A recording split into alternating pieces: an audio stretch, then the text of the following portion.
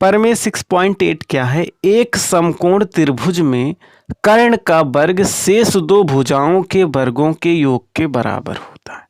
इसी को हम पाइथागोरस प्रमेय कहते हैं। आप बहुत सुने होंगे पाइथागोरस प्रमेय।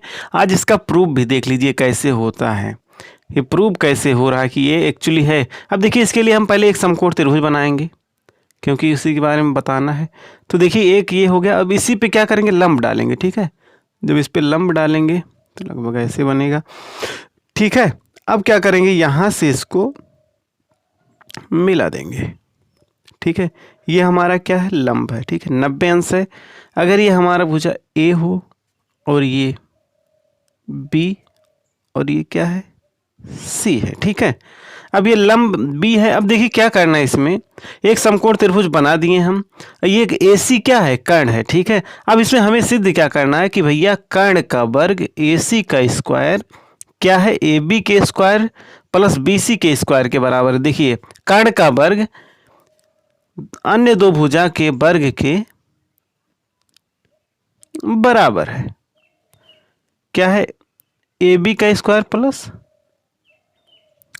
BC का स्क्वायर। ठीक है, हमें क्या करना है, यही प्रूव करना है।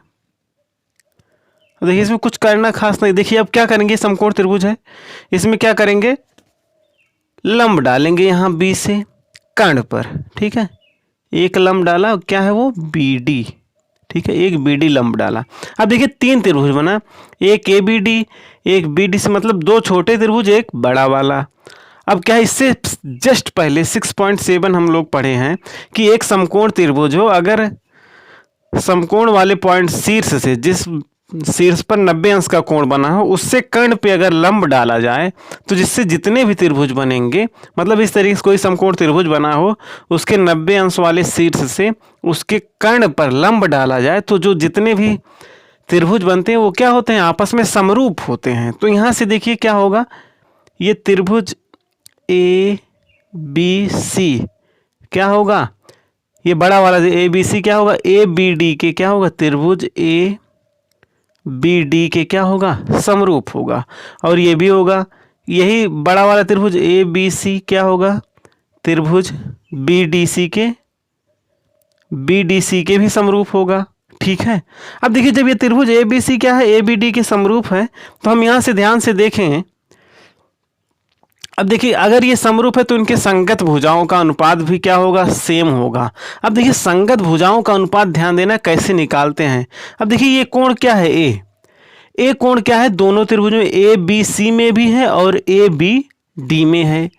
लेकिन दूसरा कोण क्या है, ये B वाला 90 है, यहाँ पे D वाला 90 है।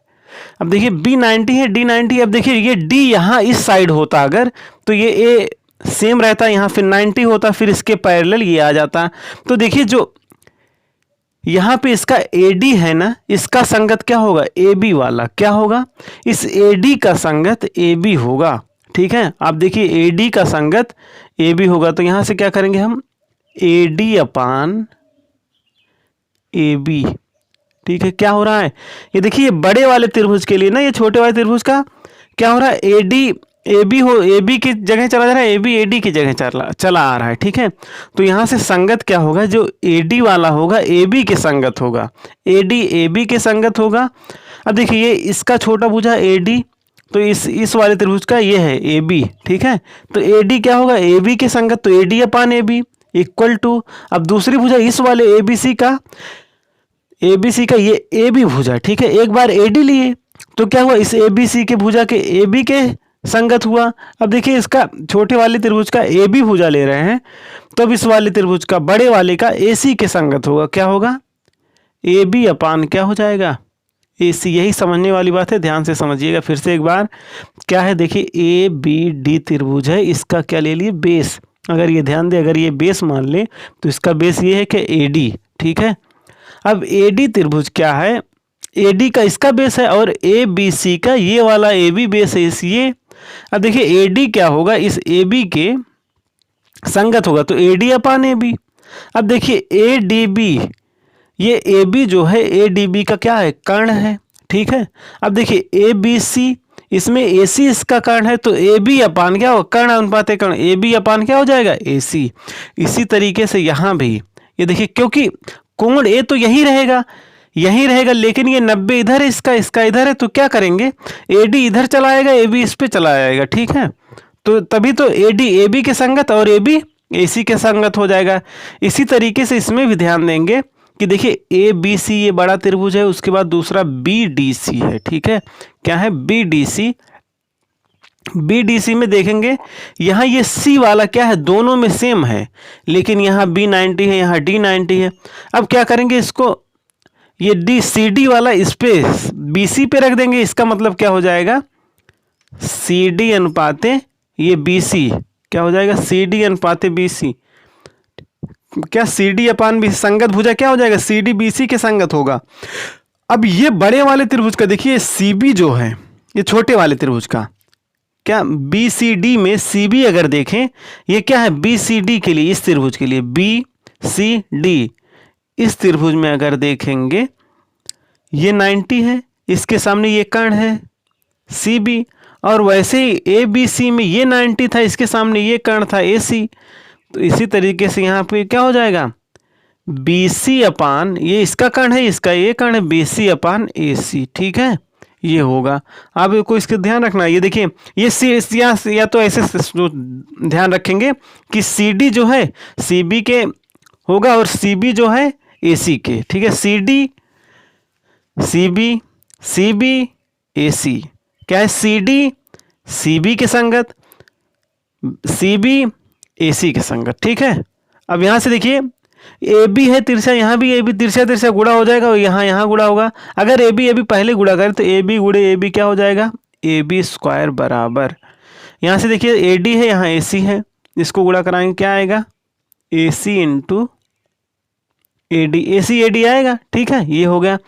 यहाँ से देखिए ऐसे बी सी है, यहाँ क्या हो जाएगा, बी सी स्क्वायर तिरछा, और यहाँ से करेंगे तो ए सी इंटू क्या हो जाएगा, ए सी इंटू सी डी हो जाएगा, ठीक है। ये देखिए बी सी स्क्वायर हो गया यहाँ से, और यहाँ से सी डी ए डी क्या हो गया, ए सी सी डी, ठीक है। अब देखिए ये समीकरण 1 मान लो और समीकरण इसे 2, समीकरण 1 और 2 को जोड़ दो, ठीक है। अब देखिए जब जोड़ेंगे समीकरण 1 धन समीकरण 2, यहाँ से जब जोड़ेंगे तो क्या हो जाएगा, यहाँ से ए बी स्क्वायर और यहाँ से क्या हो जाएगा, बी सी स्क्वायर, ठीक है, इक्वल टू क्या हो जाएगा, ए सी ए डी, ये ऐड करेंगे A C plus dot A D. जब देखिए जोड़ते हैं ना, क्या करते हैं, इधर वाला देखिए लेफ्ट हैंड साइड इसका दोनों आपस में जोड़ लिए, इसका राइट हैंड साइड दोनों आपस में जोड़ लिए, ऐसे जोड़ते हैं। तो देखिए पहला दूसरा जोड़े तो ए बी स्क्वायर इसका left hand plus B C square इसका लेफ्ट हैंड, दोनों का लेफ्ट हैंड एक साइड, फिर ए सी इंटू ए डी, फिर इधर प्लस, फिर यहाँ पे क्या है, ए सी इंटू सी डी है यहाँ पे, ठीक है। अब देखिए ए सी यहाँ भी क्या हो जाएगा, कॉमन हो जाएगा, ए सी कॉमन हो गया तो यहाँ क्या बचा, ए सी निकला तो क्या बचा, ए डी प्लस ए सी, फिर निकल गया क्या बचा, सी डी। तो यहाँ देखिए ए सी है और देखिए a d plus c d, क्या है, a d plus c d, a d यहाँ से a d plus c d, ये देखिए ये धन ये पूरा मिला क्या हो जाएगा, ए सी के बराबर हो जाएगा। तो इसकी जगह हम क्या लिख सकते हैं, ए सी। अब देखिए ए सी गुणे ए सी क्या हो जाएगा, यहाँ से ए सी स्क्वायर। तो हमें यहाँ से देखिए क्या है, ए बी स्क्वायर धन बी सी स्क्वायर, तो यहाँ से इक्वल टू क्या मिल गया, ए सी स्क्वायर। तो यही हो गया क्या हमारा, प्रूव हो गया A B square plus B C square equal to A C square. हमें यही प्रूव करना था। देखिए A C square equal to A B square plus B C square, इसको इधर उधर कर सकते, कोई दिक्कत नहीं, A C square A B square plus B C square, ठीक है। यही हमारा प्रमेय हुआ। उम्मीद करता हूँ समझ में आया होगा। यहाँ ध्यान देने वाली बात यही है कि आप संगत भुजाओं को ध्यान से रखिएगा, चेंज हो जा रहे हैं, ए डी ए बी के हो गया, ए बी ए सी के, ठीक है। फिर मिलते हैं दूसरे थ्योरम के साथ। जय हिंद।